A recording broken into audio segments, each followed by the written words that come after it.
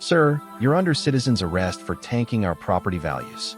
Those were the first words I caught that morning. Not hello, not good morning, just Brenda's voice cutting through the mountain air like a chainsaw. She stood at the base of my porch steps, cell phone pointed right at my face, hunting for the ideal angle for her Facebook live stream. Behind her, two deputies shuffled uneasily in the snow, trying hard to look anywhere except at her. It was about 8 a.m., early enough that vapor was still curling off my coffee mug. The smell of pine blended with that pungent whiff of her cologne, the sort you could pick up from 3 income levels out. I was in my flannel shirt, just aiming to savor a calm morning on the porch of the cabin I'd constructed with my own 2 hands. The same cabin she claimed was unauthorized building. Thing is, Brenda had no idea she was standing on federal forest property, not HOA turf. I had a special use permit from the U.S. Forest Service that cost me $129 yearly, less than a decent set of work boots. And every plank, every screw, every checkup was greenlit by the feds themselves. But Brenda didn't give a damn about the rules. She cared about dominance. And folks like her can't stand it when reality proves they don't hold as much sway as they imagine. My name's Michael Harris. I'm 53 years old, a retired lineman, and I've devoted most of my days repairing what others wreck. If you'd said 3 years back that I'd end up in a court fight with a homeowners association over a cabin on public land, I would have chuckled, drained my cup, and suggested you get your noggin checked. But back then, things were straightforward. I busted my hump, got home to my wife Claire each evening, and used weekends plotting the retirement we figured we'd merited: serene dawns, fishing poles, and a cabin nestled in the pines. Claire used to say she craved a spot where she could listen to wind rustling the branches instead of horns blaring past her pane. She spotted it one Sunday, a gently pitched 30-acre parcel beyond a neighborhood named Silver Creek Estates, smack on the border of the Endless Forest Reserve. She grinned at me and said, "That's where we'll age together, Mike." She never made it. Pancreatic cancer ignores wishes. It snatched her in 18 months, swift and merciless. After the service, I passed weeks parked in our hollow house, hemmed in by her belongings, her lavender soap, her yarn needles, her chuckles lingering in my mind like a tune chopped short mid-chorus. I needed something to erect, something beyond a headstone. So I raised the cabin. 30 by 40 feet, lumber I sawed myself, a roof that could weather a blizzard without buckling. Every timber was plumb, every connection snug enough to hum when you struck it.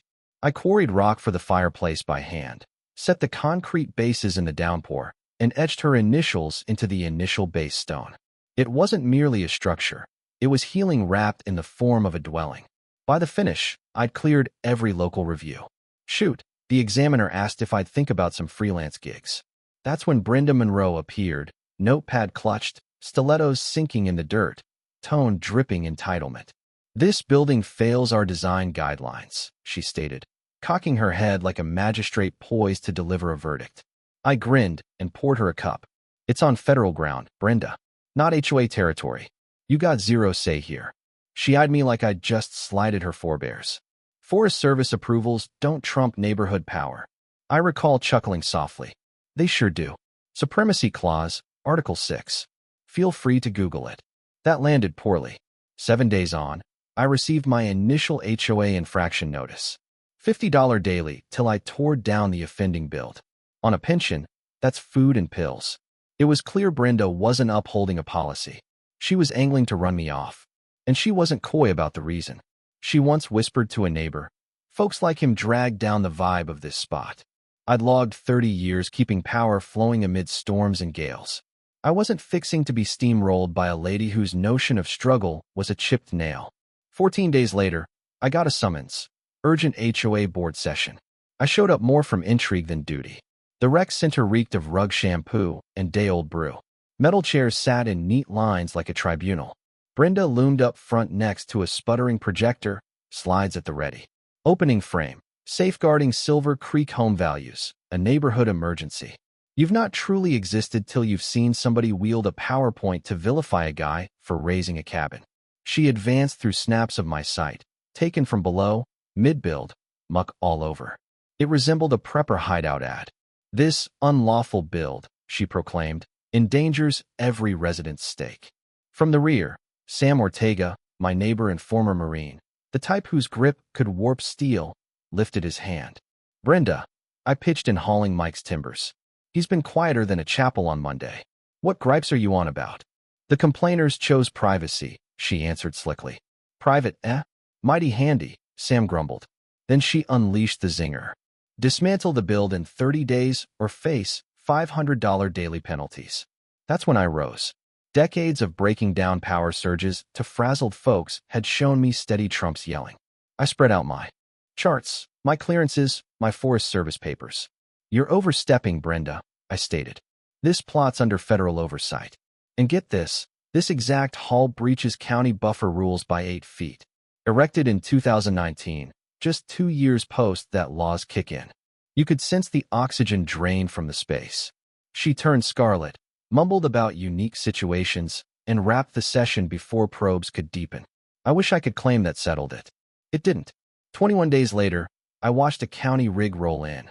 Jake Morrison, the structure checker who'd okayed my cabin seasons prior, climbed out with a notepad. Heard a beef about waistline buffers, he noted. We both knew the source.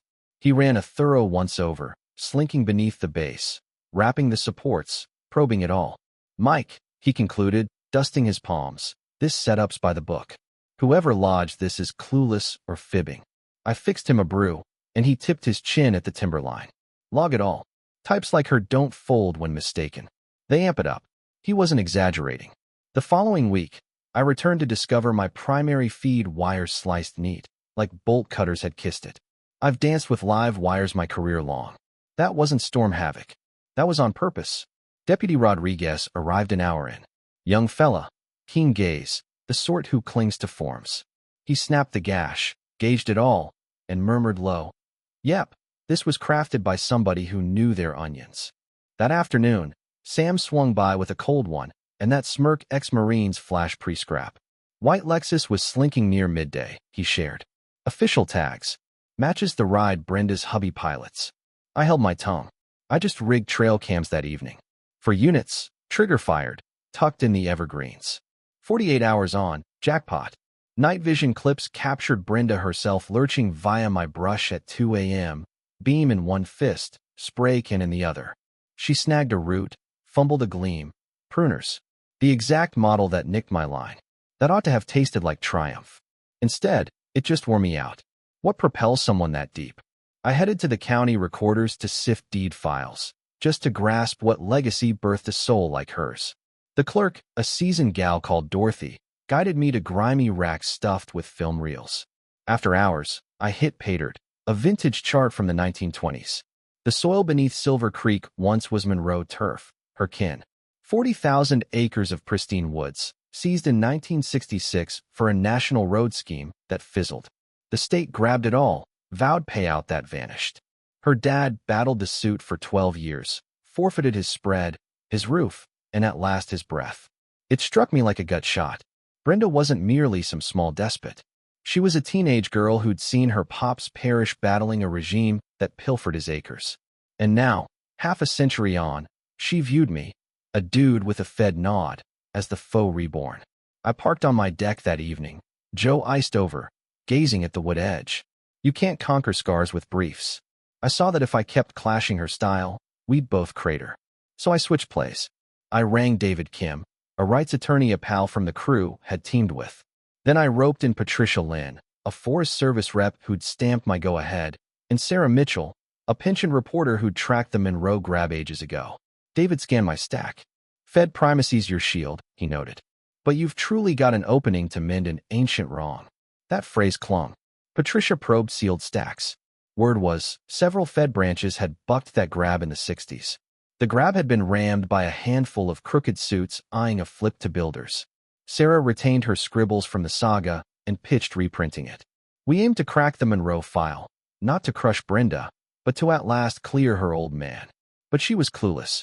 Instead, she ramped higher. First rolled the gumshoe, some schlub in a bargain threads posing as a policy checker. He tried snapping via my panes till Sam shooed him with his own lens.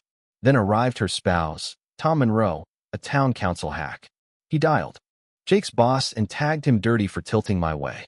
Jake taped the chat and lodged a morals beef. And then Brenda leaped the rail. I pulled up one midday to 2 badges on my stoop. Mr. Harris. One fumbled. We fielded a tip fretting your headspace. Evidently, Brenda had spun that I was wobbly post my bride's passing, maybe risky. They needed a well-being peak. I chuckled, not cause it tickled, but cause sorrow turned weapons the foulest brew. I brewed them, Joe, led them round, flashed my stamps, shots, my pals' backings. Pre-depart, Rodriguez whispered. Whoever dropped this, it's felonious, if bogus. Want me digging? I dipped my head. Hold off, I replied. Got a smarter route. Days on, Brenda summoned another crisis HOA huddle. This round to float a special levy. $2,500 a home to bankroll fresh suits against me. But momentum flipped. Word flew on the phony flags, the sabotage, the sleuth. As I entered, strangers I'd never chatted with bobbed at me. Brenda kicked her spiel, the same pitch, same lingo on hood safety. Then Janet, Jake's missus and ex-school marm, gained her feet from the tail with a binder.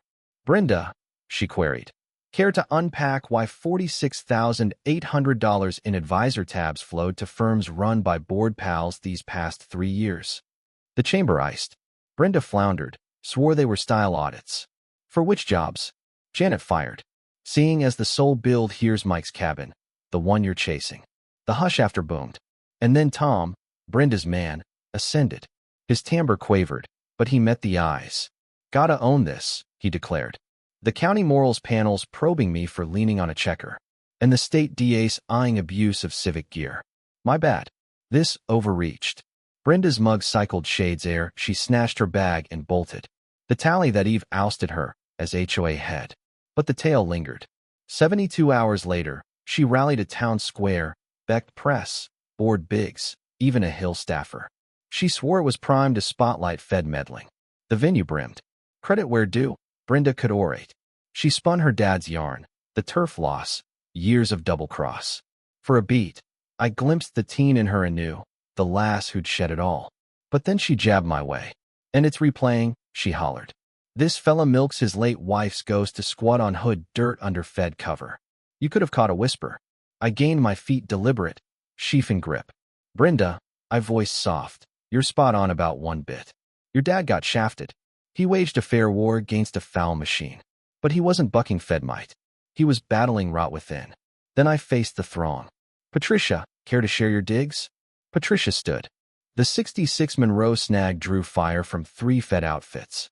It got muscled illegal-like, and post-road nicks. The plot stayed snagged, cause brass dodged owning the flub. The space blew. Board Chief Williams rose. The county backs a push to Capitol Hill for a total Monroe audit, he boomed. I passed Brenda the sheaf. Dups of each file, each note, each tag. Your pops was dead right, Brenda. He just timed out. Perhaps now we wrap his bid. She went mum. She just sank, salt streaking her powder. Half a year on, Congress launched a probe. The Monroes scored a sorry and redress. The Thomas Monroe Land Fairness Bill sailed through, birthing a fresh Fed unit to probe old turf grabs. Brenda and I grabbed Joe Soonish. We perched on my veranda, the self-same where she'd once aimed to cuff me. She swirled syrup in her cup and murmured gentle. Pops would have dug this nook. He forever claimed dirt's for those who honor it. I beamed. Then he'd beam at your moves, even with a detour or two en route. Silver Creek shifted post that. The HOA got revamped under fresh brass. They spawned the Silver Creek Legacy Pot, grants for youth in green law and turf care, favoring kin hit by parcel rows. I flipped the cabin to a shared hub. Vet huddles, lost loops, carpentry shops. Claire would have adored it. She oft said hearth oughta be where souls snag calm, not mere roof. Odd twist, home prices climbed. Seems shoppers dig blocks that own. There's slips. Now I'm planted on this stoop once more. Dawn mist drifting the boughs. Brew wafting in my hold. Brenda's cabin. Yep, she at last raised one. Tinier, snugged on the far crest flank. Puffs a slim smoke thread. Some dawn, she signals. Now, and then I signal reply. History don't fade. It just eases at the rims when you quit the brawl. If one's takeaway from this mess rings true, it's that true scraps ain't bout bounds, nods, or lot marks. They're bout sorrow, ego, and the shades we haul. And off the sharpest conquests aiding your foe to snag calm. So now I'll toss it your way. Ever tangled with a neighbor, an HOA, or heck a pal so fogged by clout or hurt they lost sight of their true scrap? Spill your yarn below. Share how you navigated, what stuck, and if you tweak it now. 'Cause bottom line, that's the meat of these yarns. Scouting a path to truce with yesterday ere it torches all the fine ahead.